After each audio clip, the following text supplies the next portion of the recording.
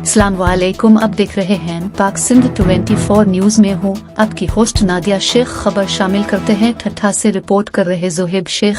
घारों के करीब न्यू मुस्लिम बस्ती मदरसा अबू हुरैरा ज़ेर एहतिमाम अल इखलास मुस्लिम वेलफेयर ट्रस्ट की जेर निगरानी से 55 न्यू मुस्लिम खानदान के लिए इफ्तारी का इंतजाम किया गया। ये सारा इंतजाम महमूद साबिर मस्जिद वल फुरकान रिलीफ ट्रस्ट के ताउन से किया गया।